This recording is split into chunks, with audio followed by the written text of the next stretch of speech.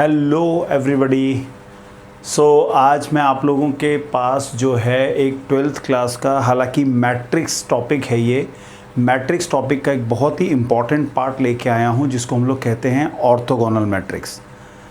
Actually क्या है कि जब हम लोग इसको स्कूल टाइम के अंदर पढ़ते हैं तो इसके जनरली क्वेश्चंस ज़रूर हैं, but they are not given as a separate topic. So today I am going to discuss this orthogonal matrix with you और इसकी कुछ प्रॉपर्टीज़, और रिसेंटली या ये कह लीजिए कि कुछ कंपटीशन एग्ज़ाम्स में जो इसकी इम्पॉर्टेंस पूछी गई है, यानी कि इसके इम्पॉर्टेंस के कारण जो नए क्वेश्चंस बनाए गए हैं उनको भी मैं डिस्कस करूँगा। तो पहले समझते हैं कि ऑर्थोगोनल मैट्रिक्स है क्या। Orthogonal matrix is a square matrix A अगर उसमें ए और उसके ट्रांसपोज को मल्टीप्लाई करने से, that is the product of A and its transpose is equal to identity matrix. It is also possible in the other way, यानी कि commutative law भी ओबे करती है ये, यानी कि ए ट्रांसपोज को ए से मल्टीप्लाई कराओगे तो भी हम लोग उसको ऑर्थोगोनल मैट्रिक्स कहते हैं। जैसे बड़ी कॉमन सी एक मैट्रिक्स देखी गई है जिसमें अगर हमें याद हो तो cos theta, sine theta, minus sine theta and cos theta, ये बहुत ही कॉमनली यूज़ होने वाली एक मैट्रिक्स है जिसको हम लोग ऑर्थोगोनल मैट्रिक्स कहते हैं। जैसे मान लीजिए इस मैट्रिक्स का नाम ए है, ये डेफिनेटली एक स्क्वायर मैट्रिक्स है, इसका ट्रांसपोज लेंगे यानी कि रो टू कॉलम, यानी ये बन जाएगा cos theta, sine theta, minus sine theta and cos theta. तो हमें क्या करना है, दोनों मैट्रिसेस को आपस में मल्टीप्लाई करना है। तो मैं यहाँ पे ए को ए ट्रांसपोज से मल्टीप्लाई कर देता हूँ। तो ए को ए से ए ट्रांसपोज से मल्टीप्लाई करने का मतलब है मैं लिख देता हूँ cos theta, sine theta, minus sine theta and cos theta. ये मल्टीप्लाई करेगा ट्रांसपोज से, यानी कि cos theta minus of sine theta and sign theta cos theta. तो ये मल्टीप्लाई करने से देखिए क्या बनेगा, सिंपल मल्टीप्लिकेशन है, यानी कि रो इंटू कॉलम। ठीक है, तो रो इंटू कॉलम से मल्टीप्लाई किया, ये बन गया cos square theta plus sine square theta. The other one is cos theta sine theta with a minus sine and plus sine theta into cos theta. Clear. Second row, यानी कि ये matrix हम लोग यहाँ से क्लोज कर देते हैं।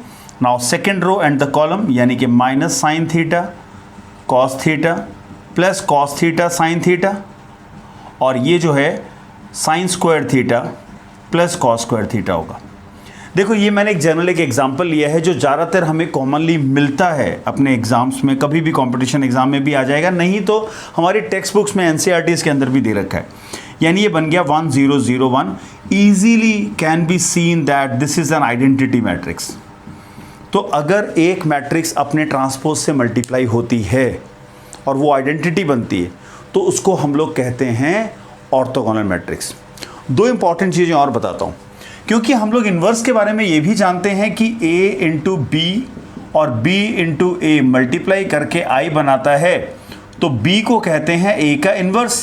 तो मैं इस स्टेटमेंट को ध्यान में रखते हुए अगर मैं इससे कंपेयर करूं तो आप लोग इजीली देख सकते हो कि हमारे पास इन्वर्स यानी यहाँ पे वही रोल प्ले कर रहा है, यानी b हमारा यहाँ पे ट्रांसपोज हुआ, यानी कि उसके ट्रांसपोज को इन्वर्स कहेंगे।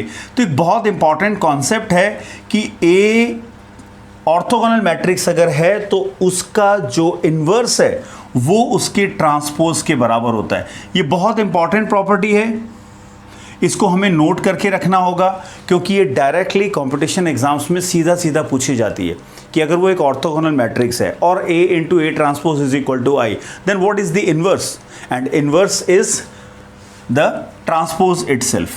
Clear? So we are writing the transpose, so we can also put, ये दो अलग अलग सिंबल्स हैं बेटा, पावर में टी भी लिखा होता है, पावर में डैश भी लगा होता है, दोनों का मतलब होता है ट्रांसपोज किया गया।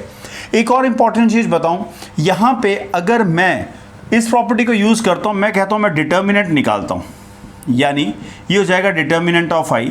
We know that this is determinant of A and determinant of A transpose is equal to I, यानी कि 1। ये अगर आप चेक करोगे तो ये हो जाएगा डिटर्मिनेंट ऑफ ए का स्क्वायर इज इक्वल टू 1। ये देखो ऑर्थोगोनल मैट्रिक्स की एक और इम्पॉर्टेंट प्रॉपर्टी जो हमें ध्यान रखनी है, विच इज़ ऑर्थोगोनल मैट्रिक्स का डिटर्मिनेंट हमेशा प्लस और माइनस 1 के इक्वल होता है। क्लियर है? तो ये मैंने आप लोग को दो इंपॉर्टेंट प्रॉपर्टी बताई। अब मैं तुम्हें लेके चलता हूँ एक बहुत ही इंपॉर्टेंट क्वेश्चन के ऊपर, जो क्वेश्चन एक कंपटीशन एग्ज़ाम में, जैसे आप लोग जेई के बारे में जानते हो, तो जेई के अंदर पूछा गया है। वहाँ पे ये हिडन प्रॉपर्टी है, यानी कुछ एक सालों के बाद ये अगेन एंड अगेन रिपीट कर दी जाती है। और इस प्रॉपर्टी, इस मैट्रिक्स की डेफिनेशन का ध्यान बहुत रखना होगा आप लोगों को। एक तो ये जो मैंने हाईलाइट कर रखा है, और ये दो इंपॉर्टेंट प्रॉपर्टी है। अब मैं आपको एक क्वेश्चन लेके बताता हूँ जहाँ पे हम लोग इस ऑर्थोगोनल प्रॉपर्टी का यूज़ करेंगे। Question says if P √3/2, 1/2, -1/2, √3/2 and A matrix दे रखी है 1 1 0 1, क्यू मैट्रिक्स दे रखी है पी ए पी ट्रांसपोज, और एक्स मैट्रिक्स दे रखी है P transpose Q to the power 2005, तो प्रिडिक्ट कर सकते हैं कि 2005 के एग्जाम में आया था, into P, then X is equal to, ये चॉइसेस दे रखी है। Can you predict?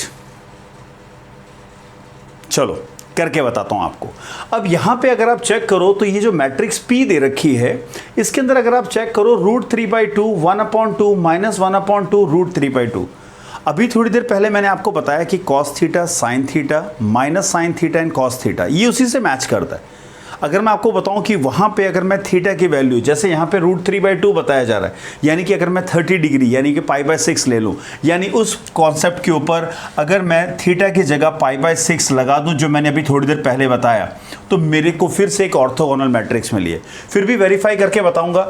ऐसे में हमारे पास ये जो P मैट्रिक्स है, इसको इसके ट्रांसपोज से मल्टीप्लाई करते हैं, तो मेरे पास ये जो P मैट्रिक्स है वो है √3/2, 1/2, -1/2, √3/2, और इसका ट्रांसपोज करेंगे, यानी कि √3/2, रो में 1/2 इधर आ जाएगा, -1/2, और ये हो गया √3/2। तो इसको मल्टीप्लाई करके देखें, रो इंटू कॉलम, है ना, तो √3 और √3 हो गया 3, 2 × 2 4, यानी कि 3/4 प्लस 1/4। अगेन दूसरा देखा तो -√3/4 प्लस √3/4। अगेन मैं सेकेंड रो को चेक करूंगा तो ये मेरे पास आ रहा है -√3/4 एंड प्लस √3/4, और अगर आप इस पे चेक करोगे तो ये मेरे पास हो जाएगा 1/4 plus √3 × √3 is 3/4। So clearly we are getting 3 + 1 4, 4/4 1, so we are having 1 0 0 1। क्या है? Identity matrix. तो P और P ट्रांसपोज मिल गया, आइडेंटिटी मैट्रिक्स। इसका मतलब हो गया P इज ऑर्थोगोनल। अगर P ऑर्थोगोनल है, इसका डिटर्मिनेंट निकालना चाहो तो ±1 के इक्वल आएगा। पर हम लोग यहाँ पे बहुत ही मज़ेदार चीज़ देख रहे हैं, यहाँ पे Q जो है वो लिखा गया है P A P ट्रांसपोज, और फिर इन्होंने एक्स मैट्रिक्स बोला है, तो एक्स मैट्रिक्स की वैल्यू निकालने को बोला है। तो एक बार ही चेक करते हैं बेटा, देखो एक्स जो है वो कहा जा रहा है P ट्रांसपोज Q। अब Q कितनी बार है? Q is 205 times into P, तो मैं वहां पे Q की वैल्यू रख देता हूं। तो देखिए ये क्या बना, P ट्रांसपोज, और Q क्या है? ये हो जाएगा PA transpose, next PAP transpose, next PAP transpose, so on. Last में भी आएगा PAP ट्रांसपोज, और आखिरी में P। मल्टीप्लिकेशन एसोसिएटिव होता है। एसोसिएटिव का मतलब है ये जो ब्रैकेट है मैं शिफ्ट कर सकता हूं, तो ये सारा मल्टीप्लिकेशन का गेम है। अब ऐसे में ब्रैकेट अगर आप शिफ्ट करोगे तो आपको मिलेगा P ट्रांसपोज इंटू P, फिर A अलग, P ट्रांसपोज इंटू P, फिर से A अलग। मैं मल्टीप्लिकेशन का सिंबल वैसे ही रहने दे रहा हूँ, तो ये हो जाएगा P ट्रांसपोज इंटू P, साथ में मैट्रिक्स है, आगे इसका भी बन चुका होगा पेयर, आखिरी वाले का भी पेयर आएगा, तो ये A, और यहाँ हो जाएगा P ट्रांसपोज इंटू P। और हम लोग ये जानते हैं कि ये कौन है, एक ऑर्थोगोनल मैट्रिक्स है। अगर ये ऑर्थोगोनल मैट्रिक्स है तो इसका इसी के ट्रांसपोज के प्रोडक्ट जो करेंगे हम लोग वो तो आइडेंटिटी होगा, तो ये हो जाएगा identity matrix. So this is identity. तो यहाँ पे भी हमारे पास जो है, अगर आप पेयरिंग देखो, ये पहला पेयर था, इसके बाद दूसरा पेयर बना, बीच में A बच गया था, ठीक है। तो ऐसे में मेरे पास ये टर्म जो है वो आने वाली है, मल्टीप्लाई करते जाएंगे a इंटू आई। तो आइडेंटिटी मैट्रिक्स के साथ मल्टीप्लाई करने पे क्या बना, डेफिनेटली मैं ये जानता हूं कि ये कितनी टर्म्स मैंने लिखी हैं, 2005, तो ये a टू द पावर 2005 आ जाएगा। शुक्र है हमारा एक क्वेश्चन जो है वो थोड़ा सा स्क्वीज होकर यहां तक पहुंचा। अब ये भी अपने आप में एक बहुत ही इंपॉर्टेंट, एक बड़ी विशेष डिटर्मिनेंट एक मैट्रिक्स है। इस मैट्रिक्स की खासियत क्या है कि अगर मेरे पास मैट्रिक्स ए दे रखी है 1 1 0 1, आप देखो बड़ी स्पेशलिटी है इसके अंदर।